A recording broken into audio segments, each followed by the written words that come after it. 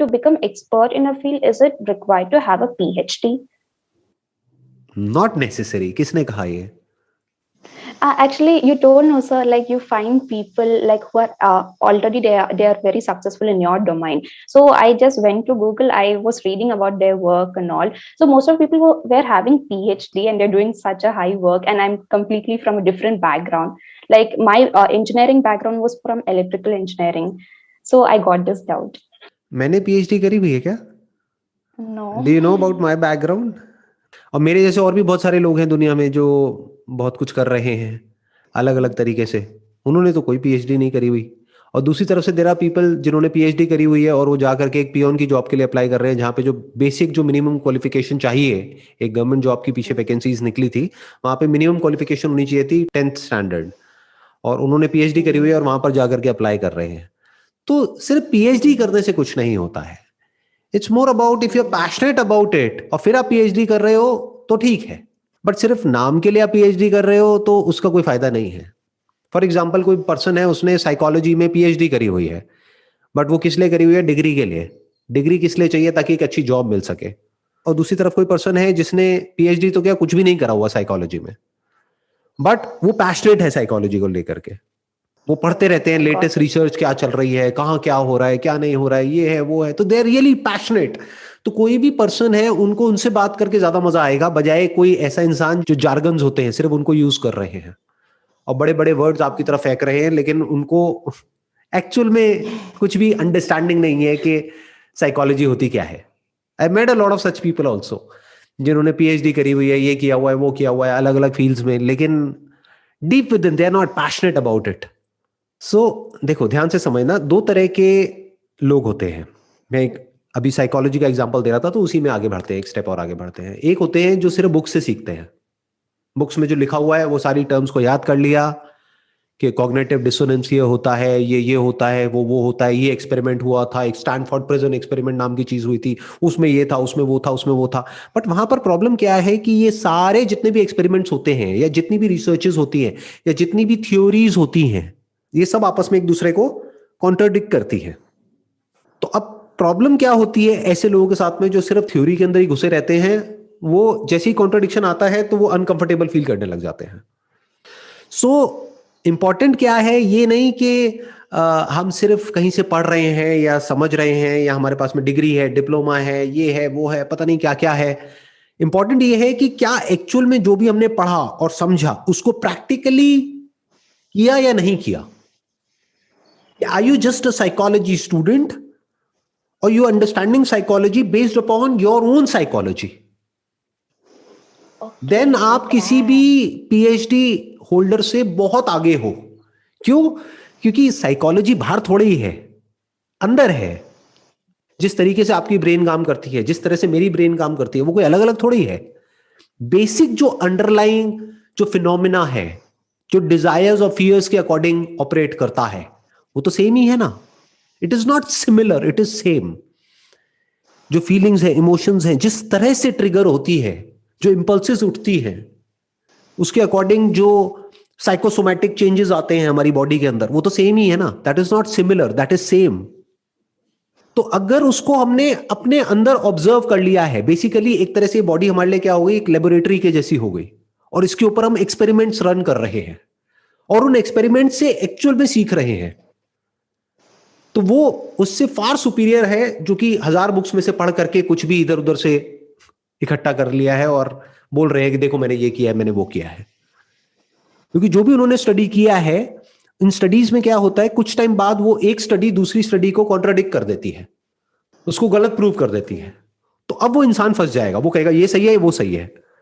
अगर उसने अपने अंदर अपने माइंड को स्टडी किया है तो वो कंफ्यूज नहीं होगा, वो समझ जाएगा अच्छा ये भी सही है, वो भी सही है, दोनों का अपना अपना स्टैंड पॉइंट है। तो वो बड़ी आसानी से चीजों को कॉम्प्रिहेंड कर लेगा। नहीं तो वो सिर्फ थियोरेटिकली आगे बढ़ रहा है। तो मैं तो यही कहूंगा कि चाहे कोई भी डिग्री हो, कोई भी डिप्लोमा हो, उससे लाख गुना ज्यादा जो इंपॉर्टेंट है वो है कि how passionate you are for that particular topic, for that particular subject which you are studying. That is much more important than anything for that matter. इसीलिए आप देखेंगे कि इंडिया में और यूएस की जो एजुकेशन है उसमें एक बहुत बड़ा डिफरेंस है। वहां पर वो लोग रिसर्च पे बहुत फोकस करते हैं, उनका जो रिसर्च डिपार्टमेंट है, स्टैनफोर्ड का, ऑक्सफोर्ड का, हार्वर्ड का, उनकी अपनी रिसर्च लैब्स हैं और उन रिसर्चेस को प्रॉपर फंडिंग मिलती है ऑफ मिलियंस ऑफ डॉलर्स। वो किस लिए हो रही है? रिसर्च हो रही है, और फिर उन रिसर्च पेपर्स को पब्लिश किया जाता है पूरी दुनिया के लिए। फिर वो जो रिसर्च पेपर्स होते हैं उसको कोई कॉन्ट्राडिक्ट करता है दूसरा, ऐसे वो इवॉल्व होता है, ऐसे वो ग्रो करता है। बट इंडिया में बेसिकली क्या साइकी है, इंडिया का जो पूरा का पूरा एजुकेशन सिस्टम है, that is more about degree, diploma के रेज्यूम पे देखने में अच्छा लगना चाहिए। क्यों? क्योंकि सबको सिर्फ नौकरी चाहिए। तो वो एक जरिया है, वो कोई पैशन नहीं है। ध्यान से समझना, what is the definition of work. ज्यादातर लोगों के लिए काम का मतलब क्या? एक जरिया अपने पेट को भरने का। तो उनमें और एक जानवर में क्या फर्क है? जब जानवर भूखा होता है वो काम करता है, यानी एक्शन में आ जाता है और जाकर के शिकार करता है या किसी भी तरीके से अपने पेट को भर लेता है। तो इंसान होने का मतलब क्या है? इंसान होने का मतलब यह है when your work is an expression of what you love. Work is love made visible. Work is love in action. Love मतलब क्या? कि जो भी whatever I am doing, I am one with it. There is no separation between the doer and what is being done. इतना प्यार होना चाहिए उस काम में, तब जाकर के कुछ कमाल का वहां से निकल करके आता है। ये जितनी भी यूनिवर्सिटीज हैं जिनका मैंने अभी नाम लिया, हार्वर्ड, ऑक्सफोर्ड, स्टैनफोर्ड या और भी बहुत सारी जो यूनिवर्सिटीज हैं, वहां पर जो ये रिसर्चेस होती हैं उनके बारे में पढ़ोगे या उनके बारे में सुनोगे या उनकी कोई बुक पढ़ोगे तो आपको समझ आएगा कि कितने ज्यादा पैशनेट हैं वो लोग या थे अपनी उस रिसर्च को लेकर के, उस एक्सपेरिमेंट को लेकर के। Yes sir. यहां पर हम लोगों को क्या चाहिए? इंडिया में गारंटी चाहिए, एक्सपेरिमेंट नहीं चाहिए, गारंटी चाहिए कि जो मैं कर रहा हूं ना, मुझे ये बताओ कि इसके बाद ये हो जाएगा ना, श्योरिटी क्या है इसके होने की। इस वजह से हम कोई एक्सपेरिमेंट ही नहीं करते हैं। एक्सपेरिमेंट में कोई गारंटी नहीं होती है। एक्सपेरिमेंट का मतलब क्या है कि वो एक्सपेरिमेंट सक्सेसफुल भी हो सकता है, फेल भी हो सकता है। So if you're not ready to fail, you're not ready to experiment. If you're not ready to experiment, you are not ready for growth. If you're not growing in life, you are not living. You are as good as dead. तो इस सबकी शुरुआत कहां से होती है? When we are ready to fail in an experiment called life. After you explained this, I got a new perception towards work. Like how exactly to be passionate. एक मैं आपको बताता हूं, एक मैंने अभी कुछ टाइम पहले एक बुक पढ़ी थी, उसमें बड़ा इंटरेस्टिंग एक थॉट था। वो थॉट मैं आपके साथ में शेयर करता हूं वर्क के बारे में।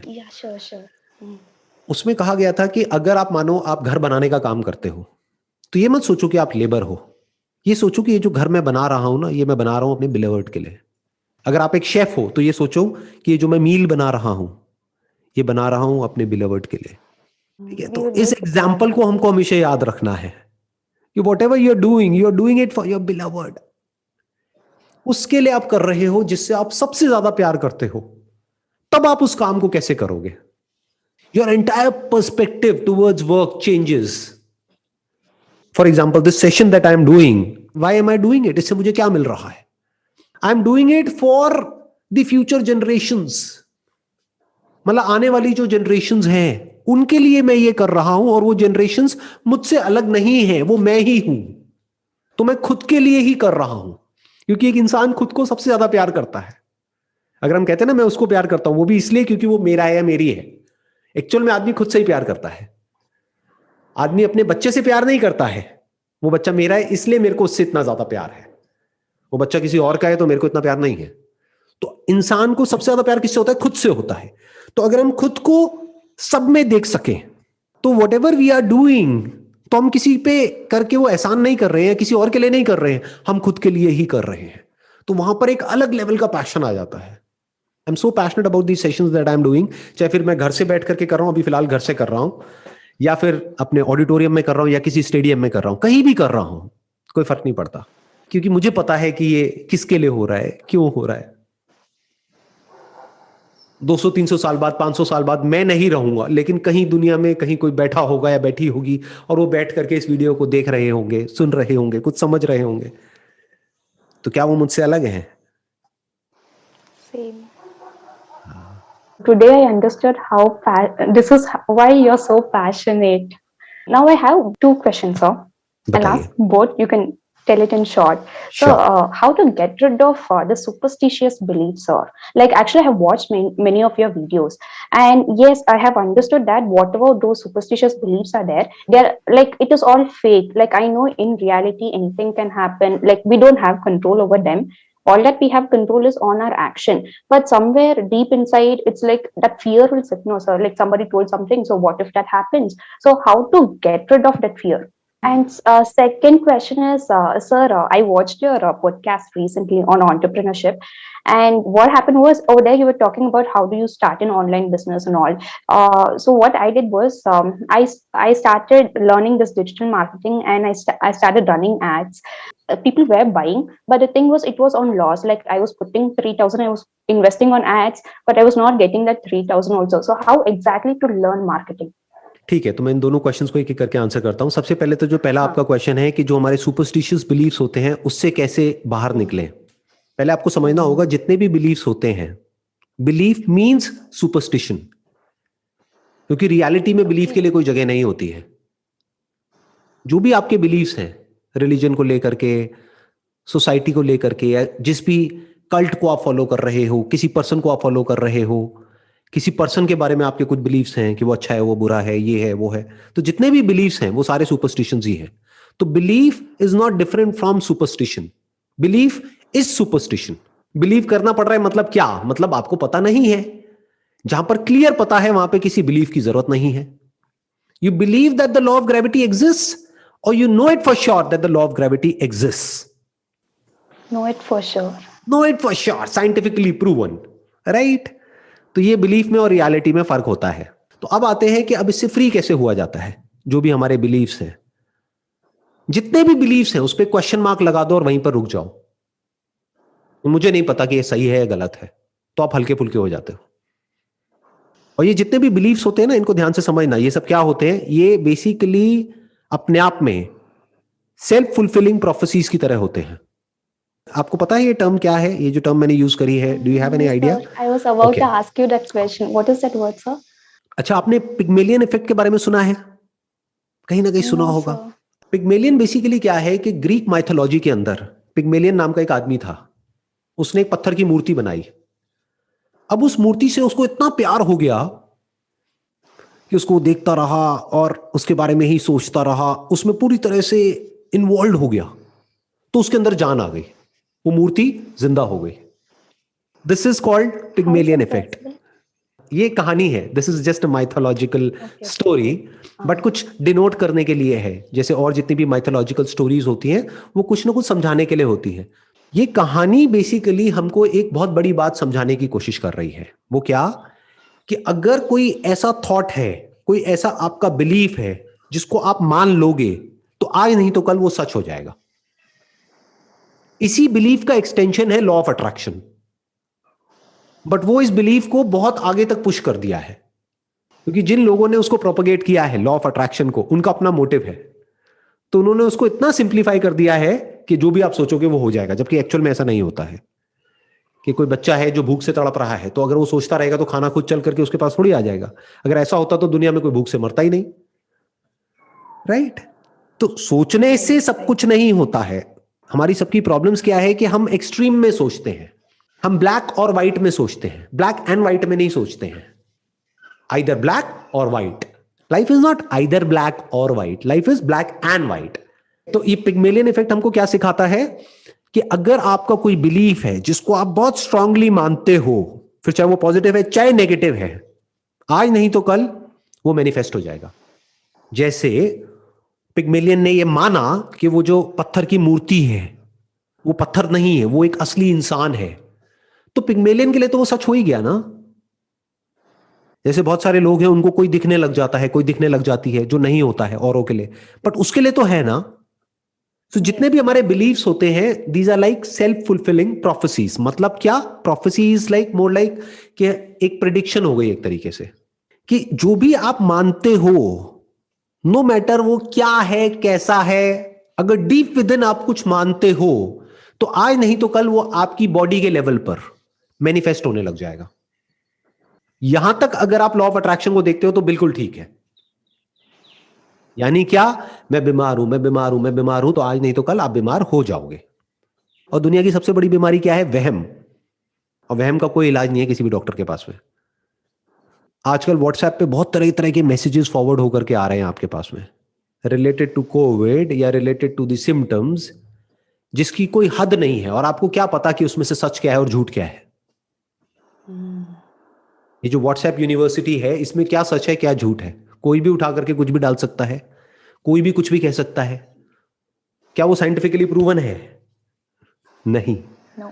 तो अगर वो जो भी आया है आपके पास में व्हाट्सएप के ऊपर, या किसी भी तरह से न्यूज में आपने पढ़ा है, ये वो वटेवर, और उसको आपने सच मान लिया है कि आज से ठीक 8 दिन बाद आपके साथ में ये हो जाएगा, अगर आपको ये हुआ तो 10वें दिन ये हो जाएगा।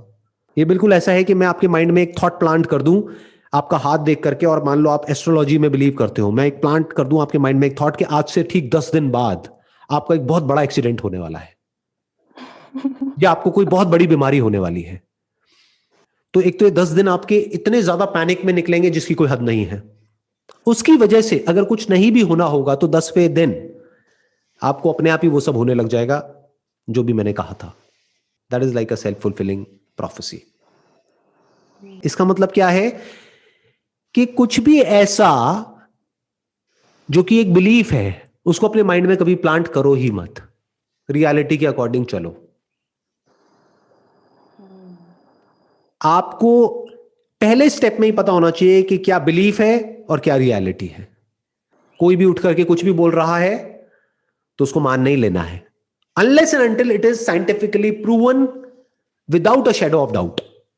तो जब तक ये सब क्लियर नहीं है, तब तक इट्स बेटर कि इन बिलीफ से बाहर आ जाओ, रियलिटी में जियो। इससे बाहर कैसे आओगे? ये सब जो भी कुछ आ रहा है व्हाट्सएप पे, मान लो 2-4 आपके फ्रेंड्स हैं वो इस तरह का कुछ भेजते जा रहे हैं, उनको ब्लॉक कर दो। ब्लॉक नहीं करना तो म्यूट कर दो। न्यूज फीड जो होती है, जो गूगल में नीचे न्यूज फीड चल रही होती है, उसकी एक सेटिंग्स में जाकर के उसको ऑफ करने का एक ऑप्शन होता है, उसको ऑफ कर दो। क्यों Yes, पढ़ते I रहना have है done फालतू that, की न्यूज? sir. और मजे की बात बताऊं, ये जो न्यूज चैनल्स है ना जितने भी, ये तभी चल सकते हैं जब आपके माइंड में एक अनसर्टेनिटी क्रिएट करी जाए। इस दुनिया में सबसे बड़ा फियर होता है फियर ऑफ द अननोन। जब मीडिया आपको इस तरीके से दिखाएगा कि सब कुछ अनसर्टेन है, कुछ नहीं पता है कि कल आपके साथ में क्या होने वाला है, तो जितना आप डरोगे उतना ही आप मीडिया से और ज्यादा अटैच्ड हो जाओगे। This is the psychology behind the media houses, these news channels. Wait, that is what they're applying on us also. Right, that's how they can survive, that's how they can grow. कि वो जितनी uncertainty आपके लिए create करेंगे आपके mind में, जितना एक चीज को बढ़ा चढ़ा करके आपको इस तरीके से दिखाएंगे कि दुनिया खत्म होने वाली है, उतना ही आप मीडिया से और अटैच होते चले जाओगे। उससे निकलने का क्या तरीका है? आप समझो उनका क्या मोटिव है, वो क्या चाहते हैं। अगर आपकी लाइफ में सर्टेनिटी आ जाए, कंट्रोल आ जाए, तो आप सबसे पहले मीडिया को छोड़ दोगे। सर्टेनिटी मतलब क्या? आपको पता हो कि मैं क्या कर रही हूं, क्यों कर रही हूं, और मुझे क्या करना है। This is what I want to do. तो मीडिया का वहां पर कोई रोल नहीं है, वो आपको कंट्रोल नहीं कर सकता, क्योंकि एक क्लियर कट गोल है आपके पास में, एक पर्पस है, आपका माइंड वहां पर फोकस्ड है। तो उससे रिलेटेड जो इंफॉर्मेशन है उसको आप गैदर करोगे, बाकी जो उससे रिलेटेड नहीं है उस सबको छोड़ दोगे। एक बिलीफ में और रियलिटी में आप फर्क देख पाओगे। You got the answer Yes, for sir. This question? Got it, sir. Like I got the clear answer. Perfect. Like अब I नेक्स्ट क्वेश्चन पे understood. आ जाते हैं, last but not the least. जो आपने क्वेश्चन पूछा है कि बिजनेस में अपना मार्केटिंग जो स्किल्स हैं, डिजिटल मार्केटिंग जो स्किल्स हैं, उसको कैसे इंप्रूव किया जाए। क्योंकि जो आप बिजनेस अभी कर रहे हैं या करा था आपने, अभी भी कर रहे हैं या किया था? Sir, like doing side by, like I'm just doing it, like not regularly. Like sometimes I run ads, I see whether I'm on getting it or Instagram, on not, and again Facebook I और learn. Google? कहाँ पे? Amazon, Instagram, sir. Amazon. amazon पे। Okay, तो amazon पे आपने कुछ products list कर दिए हैं? Yes, sir. ओके, तो उन प्रोडक्ट्स को आपने लिस्ट कर दिया है, कहीं से सोर्स किया होगा उन प्रोडक्ट्स को, और अब आप Amazon पे एड्स रन कर रहे हैं उन प्रोडक्ट्स को बेचने के लिए। बट द प्रॉब्लम इज कि वो जो एड का एक्सपेंस है वो आपके It is प्रॉफिट से way ज्यादा है। higher. तो वहां पे थोड़ा सा दिमाग लगाओ कि किस तरीके से आप अपनी एड को डिजाइन कर सकते हो कि जो CTR रेशियो है वो बढ़ जाए। CTR होता है क्लिक थ्रू रेट। आपने पीछे से बैकएंड से देखा होगा कि कितने लोग आपकी एड पे क्लिक कर रहे हैं। तो CTR को आपको बढ़ाना है। मान लो अभी 1% है, तो उसको बढ़ा करके अगर आप 2% कर दोगे तो ओवरऑल एड का एक्सपेंस आपका आधा आ गया, तो प्रॉफिट जनरेट हो गया। अब वो CTR कम क्यों है? क्योंकि एड इतनी अट्रैक्टिव नहीं है। एड को अट्रैक्टिव कैसे बनाएं? सोचो, दिमाग लगाओ, सीखो एड को अट्रैक्टिव कैसे बनाते हैं। मे बी जो आप प्रोडक्ट दे रहे हो उसके साथ में कुछ फ्री भी दे दो, हो सकता है CTR एकदम से डबल हो जाए। इंडिया में लोगों को फ्री की चीजें बहुत पसंद है, ये इंडियन साइकी है। एक फ्री और एक डिस्काउंट, ये दो साइकी है इंडियन कंज्यूमर की। इसको अगर आप बारीकी से समझते हैं तो आप अपनी एड को इस तरीके से डिजाइन कर सकते हैं कि बड़ी तेजी से आपको रिस्पॉन्स मिलेगा उसके अंदर। You got all the answers? जो भी आपके क्वेश्चंस Yes, थे sir. उन I सबके? got all the answers and super clarity. Thank you, great, sir. Most welcome.